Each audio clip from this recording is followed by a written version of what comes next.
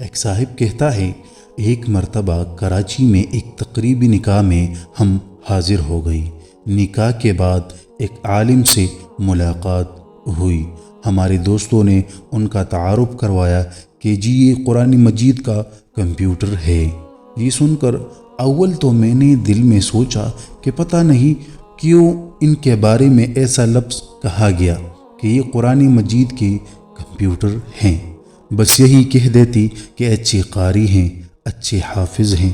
اتنے میں 10-12 حافظ وہاں اکٹھے ہو گئے۔ وہاں پتہ چلا کہ ان کو قرآن مجید کا کمپیوٹر کیوں کہا جاتا ہے۔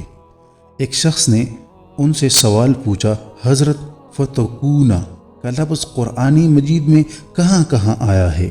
فتکونا کا لفظ سنتی ہی انہوں نے فوراً کہنا شروع کر دیا، فلاں پارہ، فلاں رکوع اور فلاں آیت نمبر میں ایک مرتبہ ہے، دوسری جگہ پر فلاں پارہ، فلاں رکوع اور فلاں آیت میں یہ لفظ آیا ہے۔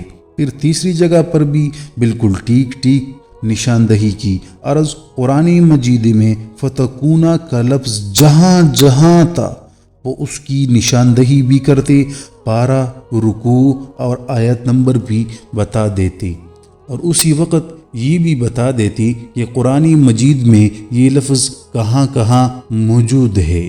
ان کو دیکھ کر مجھے بڑی حیرانی ہوئی۔ ہم نے بھی ان سے بڑے مشکل سوالات پوچھے، لیکن عجیب بات یہ ہے کہ جتنے الفاظ پوچھے انہوں نے ان سب کا بالکل صحیح جواب دے دیا۔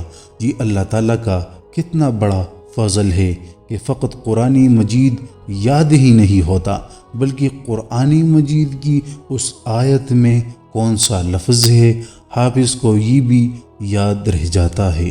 ذالک فضل اللہ یؤتیہ من یشاء واللہ ذو الفضل العظیم۔